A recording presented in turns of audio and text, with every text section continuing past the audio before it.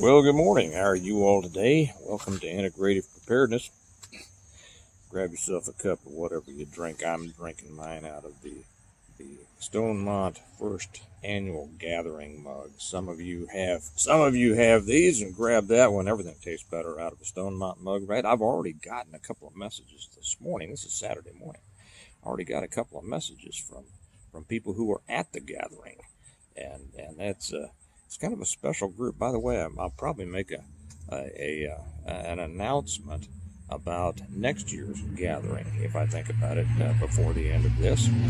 So grab yourself something to drink. There is nothing that I like better. It is a nice cool morning. We're going to talk about we are in a war. By the way, maybe I should get to that for the people that says what's going on? You waste too much time talking about other stuff. Well, I don't waste time. I talk to you, all my friends out here, those of you who consider yourself friends. And but man, I tell you, there's nothing I enjoy more than a hot cup of coffee on a cool morning, right? Unless it's a cold Yingling and a hot afternoon, or a glass of wild turkey at night in front of a fire, I tell you what, if you've got those things, the love of God and the right people around you, you don't need much more, do you? Let me have a sip and we'll get started on this. That is good. Yeah, I thought about that way. That I drink Folgers Instant, by the way, just always have. But I've been thinking because somebody suggested, have you thought about putting out a Stonemont coffee? And they made me start thinking about it, so I'm going to think about it. I know some friends of mine who deal in private label coffee, so I will talk to them about it. That'd be cool, wouldn't it? I don't know, what should we call it? Whatever. It's probably Stonemont coffee, right? Okay, we're in a war. A friend of mine sent me a video this morning. I got up and saw it, so he sent me a video. It was a World War II veteran, obviously, and from his accent, it sounded like he probably was a first-generation immigrant. His father was probably an immigrant, and the guy was talking about the day he remembered when Pearl Harbor happened, and that his father he and his brothers lined him up and explained to them that this country could not fail. And he talked about, they came to this country and what an amazing land of opportunity it is, and that they just couldn't fail.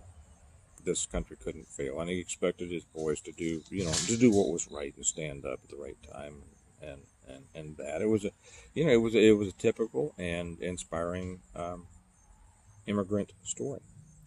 My father fought in World War II. My grandfather in World War One. I skipped it. They missed me in the draft for Vietnam. Never regretted it. Went a different path. But it made me think how things used to be. I answered my buddy. I said, I remember feeling that way. I remember feeling when I was growing up that our country was right, that we could trust our leaders, that we could believe them, that we stood for right, and we would stand up against whatever wrong there was in the world. And it was our responsibility to do so. And more than that, well, we never had the feeling, at least when I was younger, that America could fall. It was we had a naivety about us. We were separated by the oceans. Our country had been the one that came and saved the rest of the world in World War One, and then again in World War II, and then was, at the front of the Cold War.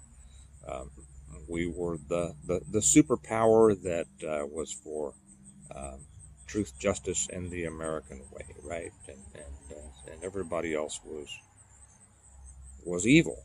I mean, it was the same song and dance that was sold to get everybody to go to Vietnam, and we discovered that was when we started realizing, when we started getting a peek behind the curtain, right?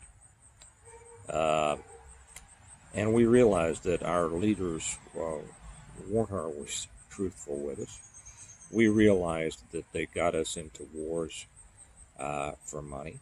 I had not yet read Smedley Butler's War is a Racket. If you haven't, I suggest you do. I was still a true believer, which is why I went into law enforcement when they missed me in the draft. And I, as some of you know, I became soured on that as well, because the more you see beneath the surface, you see what's at the bottom of the pond, and it ain't pretty. And then I remember when 9/11 happened, and we had another one of those moments where everybody came together, because after all, we had been attacked, apparently by somebody from outside our country. We had been attacked by a foreign enemy. And at the time, I was teaching martial arts, and I sponsored a bunch of martial arts clubs at some universities and things like that. And I remember that a lot of the young guys joined up in the fervor of, we're going to fight back, we're going to go get them. I had friends of mine who had left the service who went back in under that same feeling. And then I saw that some of my guys, some of my young men, my students, they came back, and they came back screwed up. And they're never going to be right. Never. They will not have the lives they could have had. Well, maybe. I mean, I live a life I shouldn't have, but the good Lord saved me and set me on a different path. So, we'll hope that He does the same for them. But it has totally screwed up their lives, at least for many, many years. And I'd have them occasionally, call me in the middle of the night, drunk, and wanting to talk and things. And it broke my heart. And then, of course, and I tried after that. I tried to dissuade young men, particularly, but also some young women, from offering themselves up in sacrifice to be misused and abused by a system that, at many levels, is simply evil, and we don't realize it. Well, many don't realize it. Many who have not seen inside, as I say, the monster, haven't realized it. But so what's my point in that? My point in this is that we have always had this idea that the enemy was somebody out there coming to get us. Well, we are in a war right now, and many of you know this. I just felt compelled to talk about this morning because of the video that my friend sent me. We are in a war, but we are not at war. And that's an important distinction that I want to point out. The war, the enemy is being formed against us. And the enemy is the enemy within. You've seen it. You know what I'm talking about. They are bringing their troops in. They are lining them up. They are supplying them. They are financing them. All the time, trying to diminish our ability to resist by higher taxes, regulations, all sorts of things, right? And the other side is at war. We're in a war that too many people on our side don't realize. So we're not at war. We're simply in a war. The war is being formed against us. They're already attacking us, and all we're doing, for the most part, and I want to make very clear, this is not a call to rise up or do anything. This is a call to engage your mind, okay? And pretty much all our side doing is complaining. We see the enemy being brought in and lined up on the hill above us, and we complain about it. Well, they can't do that. They can't. And then we see the enemy giving a bunch of money and, put up in nice hotels and given free health care. You understand the metaphor here. Given free health care and given, $150,000 towards buying a house if you live in California, and 25,000, all sorts of things. 25,000 are the new evil leader, the hopeful on the other side, is promising all the enemies who are coming in, and they're not all enemies. Some people coming in are, you get it. I don't have to get into detail on that stuff. $25,000 towards the down payment and free health care and free this and free all. Well, all of this is simply supplying our enemy, and basically all we're doing is complaining about it. And to be honest, that's about all we can do. I mean, sadly. Now let me back that up. That's not all we can do. That's all we can do on the surface. That's all we can do, where everybody can see, right? Yeah. So the first step, of course, to being able to deal with the problem is to recognize the problem, to admit that there is a problem, and then to think clearly and to think how you are going to deal with this. In the absence of any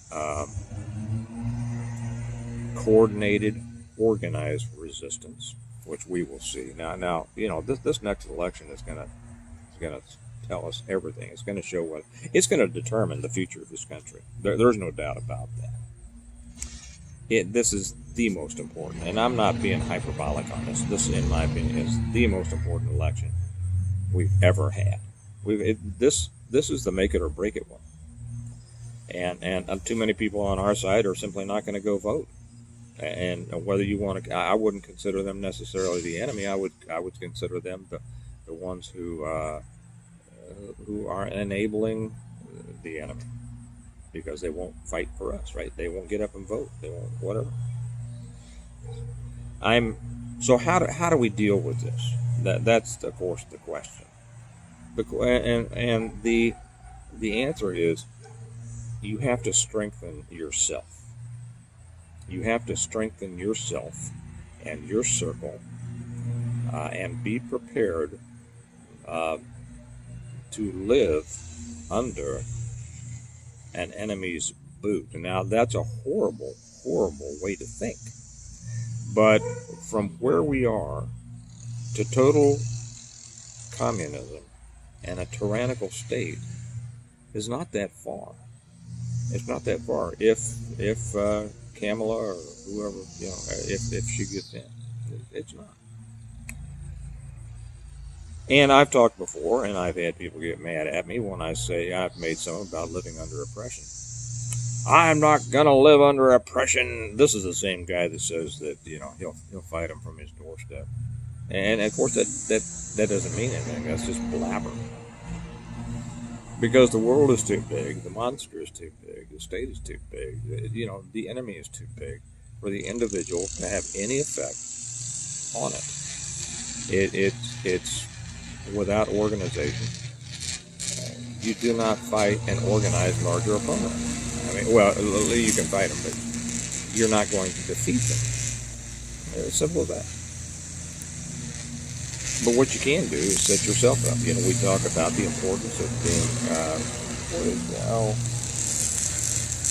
the neighbor's lawn crew is edging their lawn. So that's just the noise of just the noise. It's the noises of the suburbs in the morning, on a Saturday morning. I kind of enjoy it. Some enjoy birds tweeting. I like the sound of the edger. Anyway, we've talked about the importance of being self-sufficient. That's number one.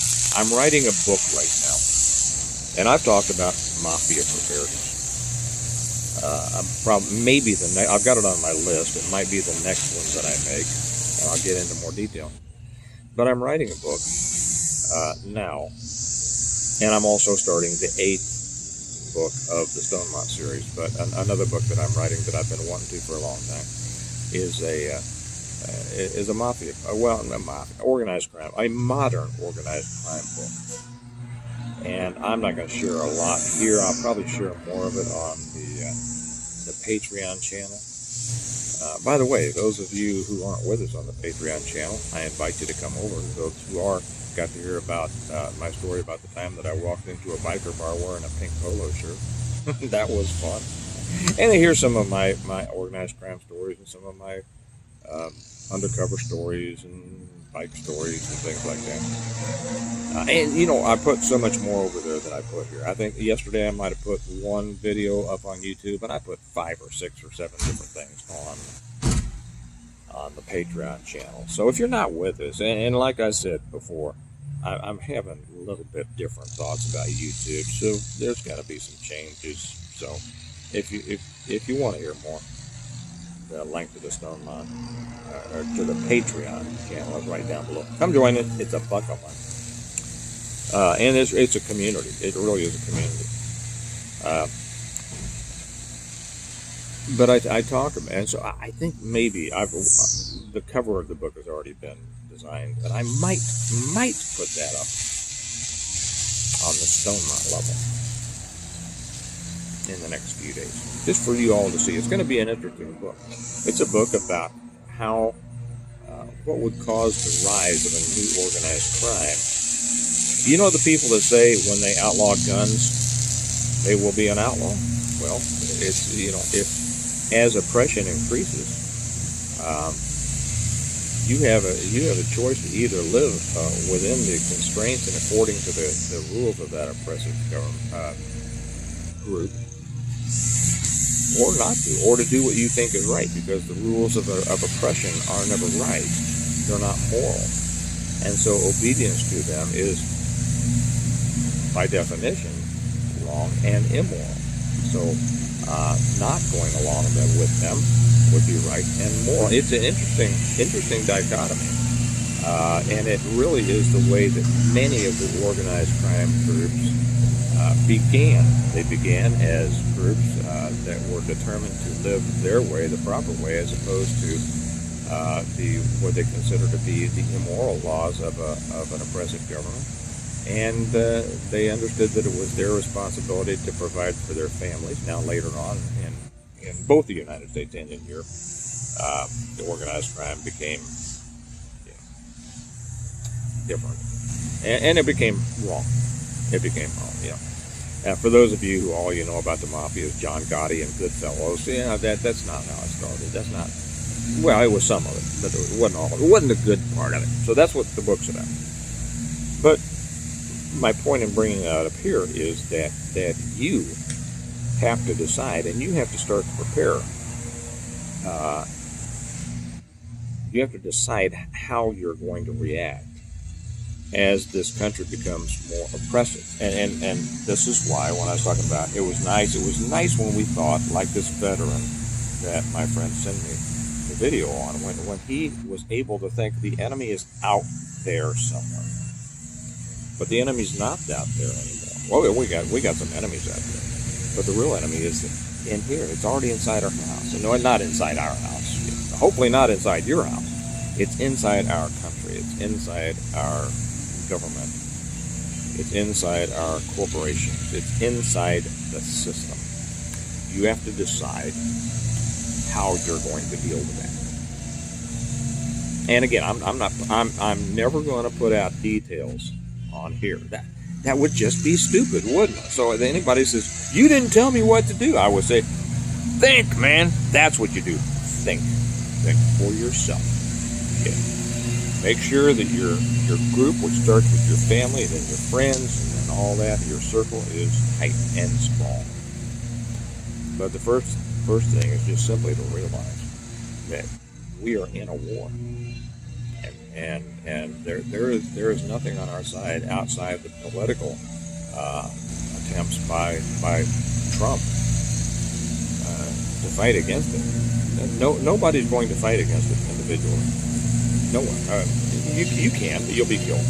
Okay? Nobody's going to win. And you don't win anything by standing up and yelling and screaming and getting shot, and your wife and kids don't have anybody to take care of them, right? So be a grown up. Deal with reality. So I just thought I'd talk about that this morning. Realize that we're in a war. And the reason I say that, because a lot of people go, well, I know that. Well, I don't know. If you're just complaining about it, and I'm not saying you're probably doing it. But if people are just complaining about things, they don't realize it because they think that complaining about it will fix it. And complaining about things never wins a war, right? Okay. Hey, hope you all have a good morning and a good weekend. I'm getting back in to sign more books and ship them out today. Gosh, I'd love to be caught up by Monday. I hope so. I hope so, because I can't really start any new. It was all I could do to take this break to make this video, but I can't really start any new projects until I get all these orders filled and get them out there. So that's what I'm working on this weekend. You all have a good weekend. Just remember, you're in a war, and most of your side is not fighting. So they're at war with you. What are you going to do? You all have a good day and a good weekend. And remember that we prepare well today in order to live well tomorrow. And I might not talk to you tomorrow because I'll probably be in there signing books. But I'll talk to the people on the Patreon channel. Okay, I will see you. I think I'm going to tell the story. And I'm not sure. We'll see. You all have a good day. I'll talk to you later. Bye-bye.